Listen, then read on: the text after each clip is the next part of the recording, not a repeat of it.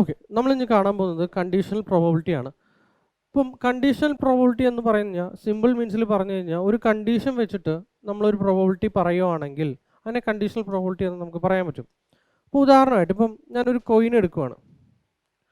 അങ്ങനെ 3 coin toss ചെയ്യുമ്പോൾ നമുക്കറിയാം 8 ഔട്ട്കംസ് ആണ് നമുക്ക് അവിടെ വരിക. അതാണ് ഞാൻ ഈ എഴുതിയിരിക്കുന്നത്. Okay, head head head head tail അങ്ങനെ പോകും. ശരി, ഞാനപ്പം ഒരു ഇവൻറ്റ് ഞാൻ പറയുവാണ്.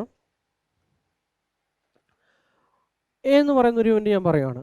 അറ്റ്ലീസ്റ്റ് ഓക്കെ നമുക്ക് 2 ഹെഡ് വരുന്ന ഒരു ഇവൻറ്റ്. അത് ഏതൊക്കെയാണ് മോനെ? അറ്റ്ലീസ്റ്റ് 2 ഹെഡ് എന്ന് പറഞ്ഞു കഴിഞ്ഞാൽ അറ്റ്ലീസ്റ്റ് 2 ഹെഡ് എന്ന് പറഞ്ഞാൽ മിനിമം 2 ഹെഡെങ്കിലും വേണം അല്ലേ? അങ്ങനെ എത്ര കേസ് നമുക്ക് കിട്ടും? 1 2 3. കുറഞ്ഞ 2 ഹെഡ്, 3 ഹെഡായാലും കുഴപ്പമില്ല. അങ്ങനെ എത്ര കേസുകളാണ്? നമുക്ക് 4 കേസ് കിട്ടും അല്ലേ? എന്തൊക്കെയാണ്? എച്ച് എച്ച് എച്ച്, അതുപോലെ എച്ച് എച്ച് ടി, പിന്നെന്താണ് എച്ച് ടി എച്ച്, പിന്നെ നമുക്ക് എന്ത് കിട്ടും? ടി എച്ച് എച്ച് എന്ന് പറഞ്ഞ് കിട്ടും അല്ലേ? ശരി, ഇനി ഞാൻ അടുത്ത കേസ് പറയുവാണ്. അടുത്തൊരു ഇവൻറ്റ് ഞാൻ പറയുവാണ്. ബി, ഫസ്റ്റത്തെ കോയിൻ ടെയിലാകുന്ന ഇവൻറ്റുകൾ ഏതൊക്കെയാണ്? ഫസ്റ്റത്തെ കോയിൻ ടെയിലാകുന്നത് നോക്കി, ഇവിടുന്ന് ഇവിടം വരെ എല്ലാം എന്താണ്? ഫസ്റ്റത്തെ കോയിൻ ടെയിലാണല്ലേ? So T H H, T H T, T T H, അതുപോലെ എന്താണ് 3 ടെയിൽ വരുന്ന കേസ്. ശരി, ഇനി ഞാൻ ഒരു കാര്യം കൂടി കണ്ടുവെക്കുവാണ്.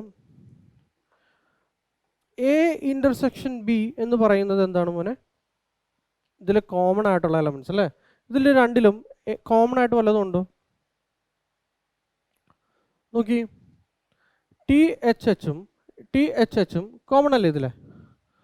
സോ എ ഇൻ്റർസെക്ഷൻ ബി എന്ന് പറയുന്നത് ടി എച്ച് എച്ച് ആയിട്ട് എടുക്കാമല്ലോ. ശരി, ഇത്രയും നിങ്ങൾക്ക് മനസ്സിലായേ? ഇനി ഞാൻ നിങ്ങളോട് പറയുവാണ്, ഇവിടെ ബി സംഭവിച്ചു കഴിഞ്ഞു. അതായത് ഞാൻ എൻ്റെ ഫസ്റ്റത്തെ ഞാൻ ടോസ് ചെയ്തു. അപ്പം അതിൽ ഫസ്റ്റത്തെ കോയിൻ ടെയിലായിക്കഴിഞ്ഞ് കഴിഞ്ഞാൽ, അങ്ങനെയുള്ള ഒരു ഇവൻറ്റ് സംഭവിച്ചു കഴിഞ്ഞാൽ അടുത്തത്, അതായത് എൻ്റെ കോയിൻ ടെയിലായിക്കഴിഞ്ഞിട്ട് അറ്റ്ലീസ്റ്റ് 2 ഹെഡ് കിട്ടാനുള്ള എൻ്റെ പ്രോബബിലിറ്റി എന്താണ് എന്ന് ചോദിച്ചാൽ, നോക്കിയാണ് മക്കളെ, ഇത് സംഭവിച്ചു കഴിഞ്ഞു കഴിഞ്ഞാൽ എന്നിട്ട് 2 ഹെഡ്, അറ്റ്ലീസ്റ്റ് 2 ഹെഡ് കിട്ടാനുള്ള കേസസ് എത്രയാണ്? ഇത് സംഭവിച്ചു കഴിഞ്ഞു എന്ന് പറഞ്ഞു കഴിഞ്ഞ് കഴിഞ്ഞാൽ അതിൻ്റെ എലമെൻറ്റ്സ് എത്രയുണ്ട്? 4 എണ്ണം അല്ലേ? അതിൽ 2 ഹെഡ് കിട്ടാനുള്ള പ്രോബബിലിറ്റി എന്ന് പറയുന്നത് ഇത് മാത്രമല്ലേ ഉള്ളൂ? ഇത്രയുള്ളൂടാ. ഇവൻറ്റ് ബി സംഭവിച്ചു കഴിഞ്ഞ് എ സംഭവിക്കാനുള്ള എൻ്റെ പ്രോബബിലിറ്റി എന്താണ് എന്നുള്ളതാണ് ചോദ്യം ഇവിടെ. ഇവൻറ്റ് ബി സംഭവിച്ചു, ഒരു കോയിൻ ഫസ്റ്റത്തെ കോയിൻ ടെയിലാവുന്ന ഇവൻറ്റ് സംഭവിച്ചു, എന്നിട്ട് 2 മിനിമം അറ്റ്ലീസ്റ്റ് 2 ഹെഡ് കിട്ടാനുള്ള എൻ്റെ പ്രോബബിലിറ്റി എന്നാണ് ചോദിച്ചിരിക്കുന്നത്. സോ അത് എന്ന് പറയുന്നത് എത്രയാണ്? ഈ 4 എണ്ണത്തിൽ ഒരെണ്ണമല്ലേ? ഇത്രയും നിങ്ങൾക്ക് മനസ്സിലായോ? സോ ഇതിനെ നമുക്കിങ്ങനെ പറഞ്ഞൂടെ, അതായത് ബി സംഭവിച്ചു കഴിഞ്ഞിട്ട് എ സംഭവിക്കാനുള്ള പ്രോബബിലിറ്റി നോക്കിയേ, ബി സംഭവിച്ചു കഴിഞ്ഞാൽ എ സംഭവിക്കാനുള്ള എൻ്റെ പ്രോബബിലിറ്റി അതാണല്ലോ ഞാൻ എഴുതിയിരിക്കുന്നത്. പ്രോബബിലിറ്റി ഓഫ് ബി സംഭവിച്ചു കഴിഞ്ഞു ഫസ്റ്റ് കോയിൻ ടെയിലായി കഴിഞ്ഞതിന് ശേഷം അറ്റ്ലീസ്റ്റ് 2 ഹെഡ് കിട്ടാനുള്ള എൻ്റെ പ്രോബബിലിറ്റി. ശരി, നിങ്ങളിവിടെ നോക്കിയടാ, ഈ 1 എന്ന് പറയുന്നത് ഈ പറഞ്ഞ സാധനം തന്നെയല്ലേ? ടി എച്ച് എച്ച് തന്നെയല്ലേ ഇത്? നോക്കി, number of elements A intersection ബിയിലെ എലമെൻറ്റ്സ് തന്നെയാണല്ലോ ഈ പറയുന്ന 1 എന്ന് പറയുന്നത്, ഡിവൈഡഡ് ബൈ ഈ 4 എന്ന് പറയുന്നത് എലമെൻറ്റ്സ് ഇൻ ബിനെ കൊണ്ട് ഞാൻ ഡിവൈഡ് ചെയ്തിരിക്കുന്നതല്ലേ? സോ ഈ 4 എന്ന് പറയുന്ന number of elements in B ആണ്. ക്ലിയർ? സി ക്ലിയർ അല്ലേ? ശരി, ഇതിനെ ഞാൻ ഇങ്ങനെ എഴുതുവാണ്. Probability of number of elements in A union A intersection ബിന് പകരം probability of A intersection B divided by probability of B എന്ന് ഞാൻ എഴുതുവാണ്. ആർക്കെങ്കിലും എന്തെങ്കിലും ബുദ്ധിമുട്ടുണ്ടോ? ഇവിടെ നോക്കിയടാ, ഈ പറയുന്നതും സെയിം തന്നെയാണ്. നോക്കിയേ, probability of A intersection B എന്ന് പറഞ്ഞു കഴിഞ്ഞാൽ നോക്കിയേ, എ ഇൻ്റർസെക്ഷൻ ബിയുടെ എലമെൻറ്റ്സ് ഇത് ഒരെണ്ണം, ടോട്ടൽ എലമെൻറ്റ്സ് എന്ന് പറയുന്നത് ഇത്. സോ ഈ probability of A intersection B എന്ന് പറയുന്നത് എന്താണ്? 1/8 അല്ലേ? Divided by probability of B with respect to എന്താ ഞാൻ പറയുന്നത്? സാമ്പിൾ സ്പേസിന് വിത്ത് റെസ്പെക്ട് ടു പറയുന്നത് എത്ര എണ്ണം കിട്ടും നമുക്കിവിടെ? പ്രോബബിലിറ്റി ഓഫ് ബി എന്ന് പറയുന്നത് എന്താ? 8 എണ്ണത്തിൽ 4 എണ്ണം കിട്ടാനുള്ള പ്രോബബിലിറ്റി. എ ഇന്റർസെക്ഷൻ ബിയുടെ പ്രോബബിലിറ്റി എന്ന് പറയുന്നത് 8 എണ്ണത്തിൽ 1 എണ്ണം കിട്ടാനുള്ള പ്രോബബിലിറ്റി. നോക്കിയിട്ട് മക്കളെ, ഈ 8 വെട്ടിപ്പോവില്ലേ? പിന്നെ എന്താ നമുക്ക് കിട്ടുക? 1/4 തന്നെയല്ലേ. സോ നമുക്കിവിടെ എന്ത് കിട്ടി? പ്രോബബിലിറ്റി ഓഫ് ബി സംഭവിച്ചു കഴിഞ്ഞിട്ട് എ സംഭവിക്കാനുള്ള പ്രോബബിലിറ്റി എന്ന് പറയുന്നത് എന്താണ്? Probability of A intersection B divided by probability of എന്താ? ബി. എന്താണോ സംഭവിച്ചു കഴിയുന്നത് അതിൻ്റെ പ്രോബബിലിറ്റി കൊണ്ട് എന്ത് ചെയ്യുന്നു? നമ്മൾ ഡിവൈഡ് ചെയ്യുന്നു. ക്ലിയർ ആയോടെ മക്കളെ? ശരി, നമുക്കൊരു പ്രോബ്ലം നോക്കാം. A die is rolled if the outcome is an even number. So ഈ ഈവൻ നമ്പറിൻ്റെ കേസ് ഞാൻ ബി ആയിട്ട് എടുക്കുന്നു. ഇനി അത് കഴിഞ്ഞിട്ട് എന്താ പറഞ്ഞത്? Probability, what is the probability that it is a prime number. Okay, നോക്കിയിട മക്കളെ. സോ ബി എന്ന് പറയുന്ന ഇവൻ്റ് ഈവൻ നമ്പർ ആവാം. നമുക്കറിയാം ഡൈ ആണ് റോൾ ചെയ്തിരിക്കുന്നത്. സോ അതിൻ്റെ സാമ്പിൾ സ്പേസ് എന്ന് പറയുന്നത് എന്താ? 1 2 3 4 5 6. സോ ബി ഈവൻ നമ്പർ കിട്ടുക എന്ന് പറയുന്നത് എന്താണ്? ഇതിൽ നിന്ന് 2 4 6 ആന്നേ. ഇനി എ എന്ന് പറയുന്ന ഇവൻ്റ് എന്താണ്? പ്രൈം നമ്പർ കിട്ടാനുള്ള ഇവൻ്റ് എന്താണ് മക്കളെ? സാമ്പിൾ സ്പേസിൽ നിന്ന് പ്രൈം നമ്പർ കിട്ടുക എന്ന് പറഞ്ഞു കഴിഞ്ഞാൽ 2 3 5. നോക്കി, നമ്മൾ ചോദിച്ചിരിക്കുന്നത് എന്താ? ഈവൻ നമ്പർ സംഭവിച്ചു കഴിഞ്ഞിട്ട് പ്രൈം നമ്പർ കിട്ടാനുള്ള പ്രോബബിലിറ്റിയാണ്. ഇനി എ ഇന്റർസെക്ഷൻ ബി എന്ന് പറയുന്നത് എന്താണ്? ഇതിൽ കോമൺ ആയിട്ടുള്ള എലമെന്റ് എത്രയാ? 2. ശരി, നമ്മളോട് ചോദിച്ചിരിക്കുന്നത് എന്തായിരുന്നു? ഈവൻ നമ്പർ വന്നതിന് ശേഷം, അതായത് ഈവൻ നമ്പർ സംഭവിച്ചതിന് ശേഷം എന്താണ്? പ്രൈം നമ്പർ കിട്ടാനുള്ള പ്രോബബിലിറ്റി. പ്രൈം നമ്പർ കിട്ടാനുള്ള പ്രോബബിലിറ്റി അത് എന്ന് പറയുന്നത് നമ്മൾ പഠിച്ചായിരുന്നു. എന്താ? Probability of A intersection B divided by probability of എന്താ? ബി. ഓക്കെ, പ്രോബബിലിറ്റി ഓഫ് ഇതിൻ്റെ പ്രോബബിലിറ്റി എന്താണ്? 1/6 അല്ലേ. 6 എണ്ണത്തിൽ 1 എണ്ണം സംഭവിക്കുന്നു. ഇനി divided by probability of B എന്ന് പറയുന്നത് എന്താ? നോക്കി, 6 എണ്ണത്തിൽ 3 എണ്ണം. സോ 3/6. ഓക്കെ, 6 ക്യാൻസൽ ആയി നമുക്ക് എന്നാ കിട്ടും? 1/3. ക്ലിയർ ആയോ? ഞാനിതിങ്ങനെ പറയുന്നത് എന്തിനാന്ന് വെച്ച് കഴിഞ്ഞാൽ ഈ ഒരു ഫോർമുല നിങ്ങൾ പഠിക്കാൻ വേണ്ടിയിട്ടാണ് ഞാൻ ഈ പറയുന്നത്. ഇത് നമുക്ക് ഇങ്ങനെ അല്ലാതെ നമുക്ക് ഡയറക്റ്റ്ലി ചെയ്യാം. ഒന്ന് നോക്കിയിട്ടാ മക്കളെ, ക്വസ്റ്റ്യൻ നോക്കിയേ. See, if the outcome is even, outcome even ആയിക്കഴിഞ്ഞ് കഴിഞ്ഞാൽ എൻ്റെ സാമ്പിൾ സ്പേസ് എന്ന് പറയുന്നത് എന്ത് സാധനമായി? ഇപ്പം ഈവൺ നമ്പറായി അല്ലേ. ഇപ്പം എൻ്റെ സാമ്പിൾ സ്പേസ് എന്ന് പറയുന്നത് എന്താ? ഓക്കെ, ഇപ്പോൾ വന്നു. ഇപ്പോൾ സാമ്പിൾ സ്പേസ് ഞാൻ റോൾ ചെയ്തു. എനിക്ക് ഈവൺ നമ്പർ കിട്ടാനുള്ള കാര്യം ഞാൻ എഴുതി 2 4 6. അതിൽ നിന്ന് എന്താണ്? പ്രൈം നമ്പർ കിട്ടാനുള്ള പ്രോബബിലിറ്റിയാണ് ചോദിച്ചിരിക്കുന്നത്. നോക്കിയേ, ഇപ്പം എൻ്റെ കയ്യിൽ എത്ര ഔട്ട്കംസ് ഉണ്ട്? 3 എണ്ണം. അതിൽ ഈവൺ നമ്പർ കിട്ടുക എന്ന് പറയുന്നത് 2 അല്ലേ? 1. സോ 1/3. ക്ലിയർ ആയോടാ മക്കളെ കൺസെപ്റ്റ്? ഓക്കെ, നമുക്കൊരു പ്രോബ്ലം നോക്കാം. A die is rolled twice. The sum of numbers appearing is observed to be 8. Okay, what is the conditional probability that the number 5 has appeared at least once? അതായത് a die is rolled twice. Okay, ഒരു die 2 വട്ടം role ചെയ്തു. നമുക്കറിയാം 36 outcome ഉണ്ട്. അതിൽ sum എന്ന് പറയുന്നത് 8 വരികിൽ. So എൻ്റെ ടോട്ടൽ സാമ്പിൾ സ്പേസ് മാറി. ഇപ്പോൾ എൻ്റെ സാമ്പിൾ സ്പേസ് എന്ന് പറയുന്നത് എന്താ? സമ്മ് 8 കിട്ടുന്നതാണ്. അതിൽ നിന്ന് 5 എന്ന് പറയുന്ന സംഖ്യ അപ്പിയർ ചെയ്യുന്നത് അറ്റ്ലീസ്റ്റ് വൺസ് അപ്പിയർ ചെയ്യുന്നത് ഏതൊക്കെയാണ് എന്നുള്ളതാണ് ചോദിച്ചിരിക്കുന്നത്. നോക്കിയിടാം മക്കളെ, നമുക്കറിയാം ടോട്ടൽ സാമ്പിൾ സ്പേസ് 8 സമ്മായിട്ട് വരുന്നത് എത്ര കേസസ് ഉണ്ട്? 8 + 5 13. 5 കേസസ് ആണ് നമുക്കുള്ളത്. അത് ഏതൊക്കെയാണ്? നോക്കി, 2 6 വരാം, 6 2 വരാം, പിന്നെ നമുക്ക് എന്ത് വരാം? 4 4 വരാമല്ലോ, പിന്നെ നമുക്ക് എന്ത് വരാം? 3 5, പിന്നെന്താ? 5 3. ഇത്രയും കേസസ് അല്ലേ? 5 കേസസ്. ശരി, ഞാനത് എഴുതി. ഇനി അവർ ചോദിച്ചിരിക്കുന്നത് എന്താ?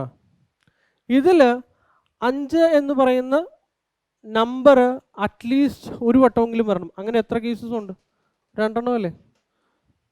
സോ എൻ്റെ ആൻസർ എന്ന് പറയുന്നത് എന്താ?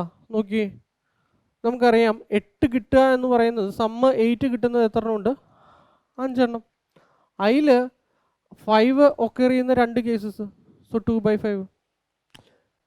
ക്ലിയർ ആയോ? കണ്ടീഷണൽ പ്രോബബിലിറ്റി ക്ലിയർ ആയോ?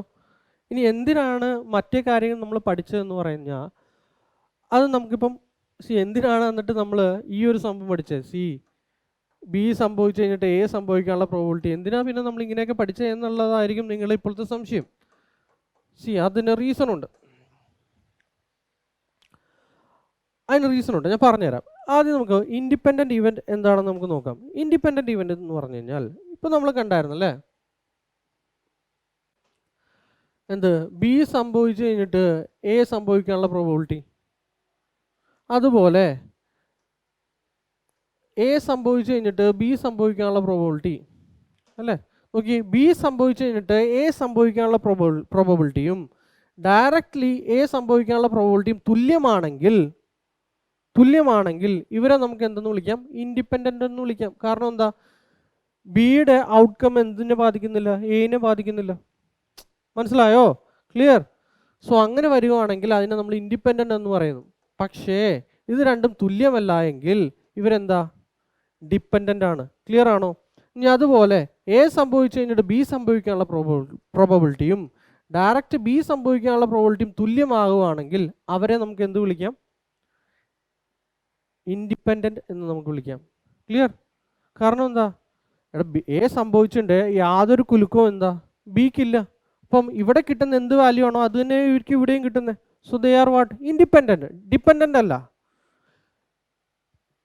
തുല്യമല്ല എങ്കിൽ അവരുടെ മീനിങ് എന്താണ്? They are dependent. അതുകൊണ്ടാണ് വാല്യൂ തുല്യമല്ലാതെ വരുന്നത്. ക്ലിയർ ആയോ? ശരി. അപ്പം നമുക്ക് ഇവിടെ പറഞ്ഞിരിക്കുന്ന കേസ് നോക്കാം. അപ്പോൾ ഞാൻ വീണ്ടും 3 ഡൈസ് ത്രോ ചെയ്യുവാണ്. ഓക്കെ, അപ്പം എൻ്റെ സാമ്പിൾ സ്പേസ് എന്ന് പറയുന്നത് ഇങ്ങനെയാണ് എനിക്ക് കിട്ടുന്നത്. ഇനി എന്ന് പറയുന്ന ഇവൻ്റ് എന്താണെന്ന് പറഞ്ഞിരിക്കുന്നത്? ഫസ്റ്റ് ത്രോ എന്ന് പറയുന്നത് റിസൾട്ട്സ് ഇൻ ഹെഡ്. അപ്പോൾ ആദ്യത്തെ എന്തായിരിക്കും? ഹെഡ് വരുന്നത്. സോ എച്ച് ടി, പിന്നെന്താ?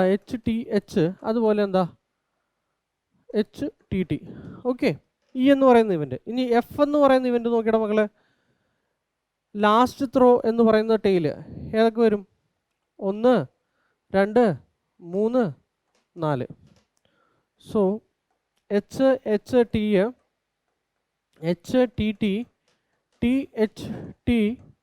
THT. ശരി. ഇനി നമ്മളോട് ഞാൻ ചോദിക്കുവാണ് നിങ്ങൾ, സാറേ ഈ പ്രോബബിലിറ്റി ഓഫ് എഫ് സംഭവിച്ചു കഴിഞ്ഞിട്ട് ഈ സംഭവിക്കാനുള്ള പ്രോബബിലിറ്റി എത്രയായിരിക്കും? നോക്കി, എഫ് സംഭവിച്ചു. ആലോചിക്കുക. എഫ് എന്ന് പറയുന്നത് എന്താ? ടെയില് വരുന്നത്. എവിടെ? ലാസ്റ്റത്തെ ടെയില് വരുന്നത്. അത് സംഭവിച്ചു കഴിഞ്ഞിട്ട് ഫസ്റ്റത്തെ എന്തായിരിക്കണം? ഹെഡ് ആയിരിക്കണം. സോ ഫസ്റ്റത്തെ ഹെഡ് വരുന്നത് എന്തൊക്കെയാണ്? 2 കാര്യങ്ങളല്ലേ വരുന്നത്. സോ എഫ് സംഭവിച്ചു കഴിഞ്ഞിട്ട് ഈ സംഭവിക്കാനുള്ള പ്രോബബിലിറ്റി എന്ന് പറയുന്നത് എത്രയാ? 1/2. ഇനി അതുപോലെ ഈ സംഭവിച്ചു കഴിഞ്ഞിട്ട് എഫ് സംഭവിക്കാനുള്ള പ്രോബബിലിറ്റി എത്രയാന്ന് നോക്കി. ഈ സംഭവിച്ചു, എൻ്റെ ആദ്യത്തെ എല്ലാ ഹെഡ് വരുന്നത് ഇത് സംഭവിച്ചു. അതിനുശേഷം ടെയില് വരിക. ടെയിൽ എവിടെ വരിക? ലാസ്റ്റ് ടെയിൽ വരിക. എത്ര എണ്ണം കിട്ടും? 1,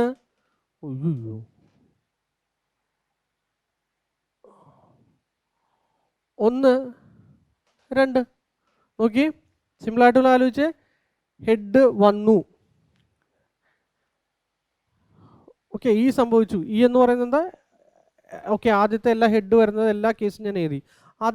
എന്നിട്ട് എഫ് സംഭവിക്കുക. എഫ് എന്ന് പറയുന്നത് എന്താ? ലാസ്റ്റത്തെ എന്തായിരിക്കണം? ടെയിൽ വരുന്ന കേസ്. സോ അത് എത്ര ഉണ്ടോ മക്കളെ? ഇത് നമുക്ക് എത്ര കിട്ടും? 1/2. ഇനി നോക്കിയേ, ഇതിൻ്റെ പ്രോബബിലിറ്റി എന്ന് പറയുന്നത് 1/2 കിട്ടി. ഇനി പ്രോബബിലിറ്റി ഓഫ് ഇ എന്ന് പറയുന്നത് എന്താ? എൻ്റെ ആദ്യത്തേത് ഹെഡ് വരാനുള്ള പ്രോബബിലിറ്റി എത്രയാണ് മക്കളെ? ടോട്ടൽ 8 കേസിൽ 4 എണ്ണം എന്ത് കിട്ടും? 1/2. ഇവിടെ നോക്കിയടാ, എഫ് എന്ന് പറയുന്നത് എന്താ? ലാസ്റ്റത്തെ എന്തായിരിക്കണം? ടെയിലായിരിക്കണം. എത്ര കേസിൽ നിന്നാണ്? 4 എണ്ണത്തിൽ നിന്ന്. ഇവിടെ നോക്കിയേ, ഇത് രണ്ടും തുല്യമല്ലേ? So this is what? Independent. This is what? P of എഫും ഈ സംഭവിച്ചു കഴിഞ്ഞാൽ എഫ് സംഭവിക്കുന്നതും ഇതൊന്നും എന്ന് പറയുന്നത് എന്താ? തുല്യമാണ്. സോ അങ്ങനെ വരുന്നതിനെയാണ് നമ്മൾ എന്ത് പറയുന്നത്? ഇൻഡിപെൻഡൻ്റ് എന്ന് പറയുന്നത്. ഒന്നും മറ്റേതിനെ ബാധിക്കുന്നില്ല എങ്കിൽ നമ്മൾ അവിടെ എന്ത് പറയും? ഇൻഡിപെൻഡൻറ്റ് എന്ന് കേസ് പറയും. ഓക്കെ, ഇത്രയും നിങ്ങൾക്ക് മനസ്സിലായെന്ന് ഞാൻ വിശ്വസിക്കുന്നു. നമുക്കപ്പം അടുത്ത തിയറത്തിലേക്ക് പോവാം. മൾട്ടിപ്ലിക്കേഷൻ തിയറം എന്ന് പറയുന്നത് നമ്മളിപ്പോൾ കണ്ടായിരുന്നു.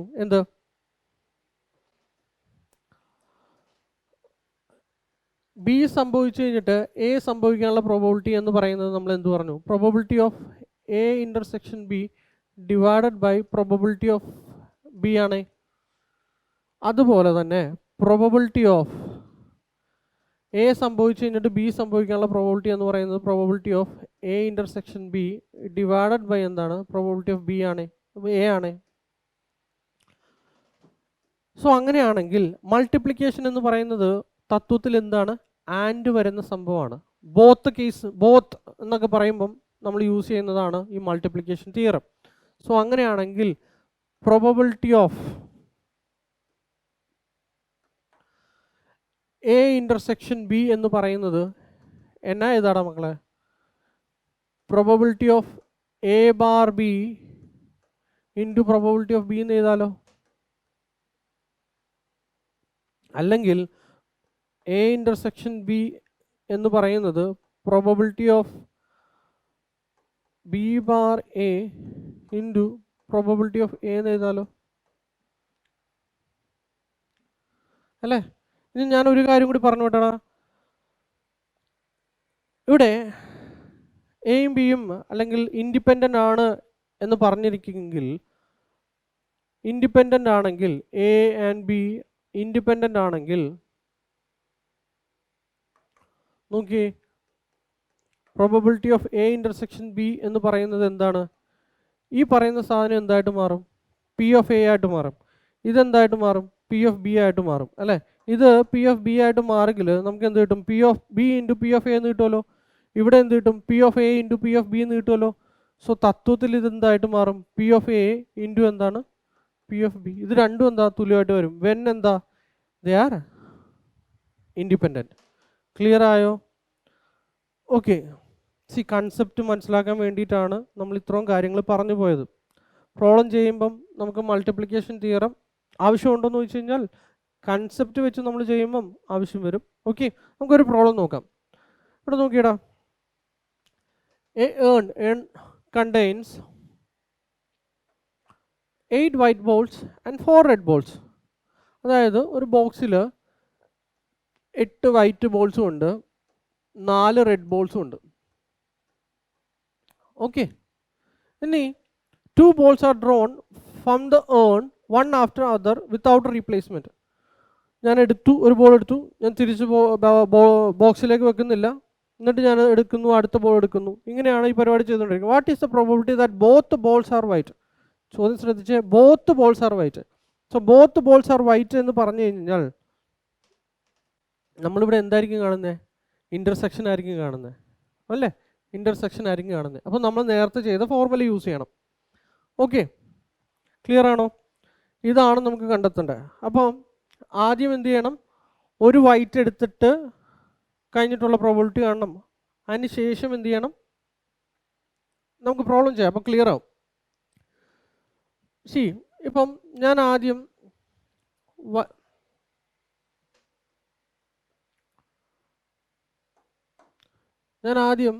പ്രോബബിലിറ്റി ഓഫ് വൈറ്റ്, ഞാൻ ആദ്യം എടുക്കുന്ന വൈറ്റിന് ബി ആയിട്ട് പറയുവാണ്. ഓക്കെ, ഫസ്റ്റത്തെ വൈറ്റ് കിട്ടാനുള്ള probability. So probability of B എന്ന് പറയുന്നത് എന്നാണ് മക്കളെ? ഓക്കെ, മൊത്തം എൻ്റെ കയ്യിൽ എത്ര ബോളുണ്ട്? 12 ബോളുണ്ട് അല്ലേ? 12 ബോളിൽ നിന്ന് ഒരു വൈറ്റ് കിട്ടുക എന്ന് പറഞ്ഞാൽ എന്താ? ഈ 8 എണ്ണത്തിൽ ഏതെങ്കിലും ഒരാളാവാലോ. നോക്കി, 12 ബോളിൽ നിന്ന് 8 വൈറ്റ് കിട്ടുക. സോ ഇത് എന്ന് പറയുന്നത് എന്താണ്? Probability of getting what? A white, ആദ്യത്തെ വൈറ്റ്. ശരി, ഇത് സംഭവിച്ചു കഴിഞ്ഞു. ഇനി ഞാൻ അടുത്ത കേസ് എടുക്കുവാണ്, സെക്കൻഡ് വൈറ്റ് എന്ന് പറയുന്നത്. നോക്കിയേ, ഇത് ഞാനിപ്പോൾ ബോളിൽ നിന്ന് എടുത്തു കഴിഞ്ഞ് കഴിഞ്ഞാൽ നിങ്ങളൊന്ന് ആലോചിച്ചേ, ഇതിലിപ്പം 8 വൈറ്റിൽ എന്താ ഇത്? ഓക്കെ, ഇപ്പം 8 വൈറ്റ് മാറി ഇത് എത്ര വൈറ്റായി? വൈറ്റ് അല്ലേ പറയുന്നത്? ഇപ്പം എത്ര വൈറ്റായി? 7 വൈറ്റ് അല്ലേ? കാരണം ഒരു ബോൾ ഞാൻ എടുത്തു, അത് വൈറ്റാണ്. നോക്കി, ഇനി നോക്കിയേ, ഈ വൈറ്റ് ആദ്യത്തെ സംഭവിച്ച് കഴിഞ്ഞ് കഴിഞ്ഞിട്ട് അടുത്ത വൈറ്റ് സംഭവിക്കാനുള്ള പ്രോബബിലിറ്റി എന്ന് പറയുന്നത് എത്രയാണ് മക്കളെ? ഇപ്പോൾ എൻ്റെ ബാഗിൽ എത്ര ബോൾസ് ഉണ്ട്? 7ഉം 4ഉം 11 ബോൾസ് ഉണ്ട്. അതിൽ ഒരു വൈറ്റ് കിട്ടാനുള്ള പ്രോബബിലിറ്റി. ക്ലിയർ ആയോ? നമ്മളോട് ചോദിച്ചിരിക്കുന്നത് എന്താണ്? ബോത്ത് ആർ വൈറ്റ് എന്നാണ് ചോദിച്ചിരിക്കുന്നത്. സോ എ ഇൻ്റർസെക്ഷൻ ബി എന്ന് പറയുന്നത് നമുക്ക് എന്നാ കിട്ടൂടാ? നോക്കിയേ, probability of B into probability of A intersection A bar B നമുക്ക് എന്നാ കിട്ടും? 8/12 ഇൻറ്റു 7/11. ഈ ഒരു സംഭവം നിങ്ങളൊന്ന് ഓർത്ത് വെച്ചേക്കണേ. 8/12 ഇൻറ്റു 7/11 അതെങ്ങനെ കിട്ടും? 8 ഇൻറ്റു 7 ഡിവൈഡഡ് ബൈ 12 ഇൻറ്റു 11 എന്നുള്ള രീതിയിലല്ലേ കിട്ടുന്നത്.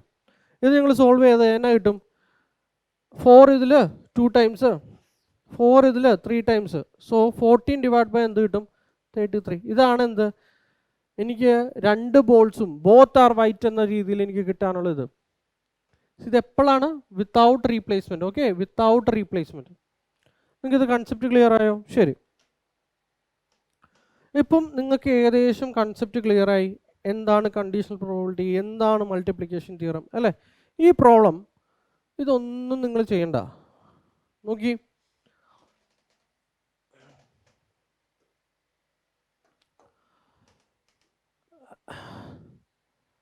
വിത്തൗട്ട് റീപ്ലേസ്മെൻ്റ് എന്നാണല്ലോ പറഞ്ഞത്. അതിൻ്റെ അർത്ഥം എന്താ? ഞാൻ 2 ബോൾ പെറുക്കി എന്നല്ലേ? ഞാൻ 2 ബോൾ അതിൽ നിന്ന് എടുത്തു എന്നല്ലേ? വിത്ത് റീപ്ലേസ്മെൻ്റ് എന്ന് പറഞ്ഞു കഴിഞ്ഞാൽ ഞാൻ ഒരു ബോൾ എടുത്തു, അത് നോക്കി, കളർ നോക്കി, എന്നിട്ട് ആ ബോൾ തിരിച്ചിട്ടു എന്നുള്ളതാണ് വിത്ത് റീപ്ലേസ്മെൻ്റ് എന്ന് പറയുന്നത്. വിത്തൗട്ട് റീപ്ലേസ്മെൻ്റ് എന്ന് പറയുന്നത് 2 ബോൾ ഞാൻ എടുത്തു എന്നുള്ളതാണ്. നോക്കിയിട മക്കളെ, ഞാൻ എൻ്റെ ബാഗിലിപ്പം 8 വൈറ്റ് 4 റെഡ്. ഓക്കെ, ഞാൻ 2 ബോൾ എടുത്തു എന്നതിൻ്റെ മീനിങ് എന്താടാ? ഈ 8 വൈറ്റിൽ നിന്ന് 2 ബോൾ എടുത്തു എന്നല്ലേ? 8C2 എന്ന് എനിക്ക് എഴുതിക്കൂടെ? എന്നാലോചിച്ച്. ബോൾസാണ്, കോമ്പിനേഷനാണ് നമ്മൾ യൂസ് ചെയ്യുന്നത്. നമ്മളിത് കണ്ടു, എന്താണ് കോമ്പിനേഷൻ, എന്താണ് പെർമ്യൂട്ടേഷൻ, അതിന് ഇവിടെ പറയേണ്ട കാര്യമില്ല. കോമ്പിനേഷൻ. അപ്പം നമ്മൾ 8 ബോളിൽ നിന്ന് 2 ബോൾ നമ്മൾ എടുത്തു, selection. Okay, divided by total എൻ്റെ കയ്യിൽ എത്ര ബോൾസ് ഉണ്ട്? 12 ബോൾസിൽ നിന്ന് 2 ബോൾസ്. ഇതാണെന്ത്? എൻ്റെ ടോട്ടൽ ഔട്ട്കം എന്ന് പറയുന്നത്. എത്ര പോസിബിൾ വേയിൽ എനിക്ക് 2 ബോളിനെ ചൂസ് ചെയ്യാം? 12 ബോളിൽ നിന്ന് എനിക്ക് 2 വേസിൽ എനിക്ക് ചൂസ് ചെയ്യാം. ഇതാണെന്ത്? എൻ്റെ ടോട്ടൽ ഔട്ട്കം. ഇനി എൻ്റെ ഫേവറബിൾ കേസ് എന്ന് പറയുന്നത് എന്താ? 8 വൈറ്റിൽ നിന്ന് 2 വൈറ്റ് ആയിരിക്കണം. അതാണ് എൻ്റെ ഫേവറബിൾ കേസ് അല്ലേ? ഇത് നിങ്ങൾക്ക് എന്നാ കിട്ടൂടാ? ഇത് എന്ന് പറയുന്നത് എന്താ? 8 ഇൻറ്റു 7 ഡിവൈഡഡ് ബൈ 1 ഇൻറ്റു 2 എന്നല്ലേ? ഡിവൈഡഡ് ബൈ ഈ പറയുന്ന സാധനം എന്താ? 12 ഇൻറ്റു 11 ഡിവൈഡ് ബൈ 1 ഇൻറ്റു 2 അല്ലേ? ഈ 1 ഇൻറ്റു 2 വെട്ടിപ്പോകില്ലേ? നമുക്ക് എന്നതാടാ കിട്ടുന്നത്? 8 ഇൻറ്റു 7 ഡിവൈഡഡ് ബൈ 12 ഇൻറ്റു 11 അല്ലേ? ആ സാധനം തന്നെ ഈ ചെയ്ത് വെച്ചിരിക്കുന്നത്. 8 ഇൻറ്റു 7 ഡിവൈഡ് ബൈ 12 ഇൻറ്റു 11. നിങ്ങൾക്ക് കൺസെപ്റ്റ് ക്ലിയർ അല്ലേ? സോൾവ് ചെയ്തോ. സോ എക്സാമിന് നിങ്ങൾക്ക് ചോദിച്ചു കഴിഞ്ഞാൽ without replacement you can do like this. Clear ആണോ? വിത്ത് റീപ്ലേസ്മെൻ്റ് ആണെങ്കിൽ നിങ്ങളുടെ ഈ പരിപാടി മാറും. ഓക്കെ, ശരി, നിങ്ങൾക്ക് ഇത്രയും കൺസെപ്റ്റ് ക്ലിയർ ആയെന്ന് ഞാൻ വിശ്വസിക്കുന്നു. ഓക്കെ അല്ലേ? സോ വിത്ത് റീപ്ലേസ്മെൻ്റ് ഒക്കെ നമുക്ക് നോക്കാം. അടുത്ത ഇനി പ്രോബ്ലംസ് വരുന്നുണ്ട്, അതിൽ നമുക്ക് നോക്കാം. ഓക്കെ, സോ അടുത്ത് നമ്മൾ കാണാൻ പോകുന്നത് കാർഡ്സിനെ കുറിച്ചാണ്. ഓക്കെ.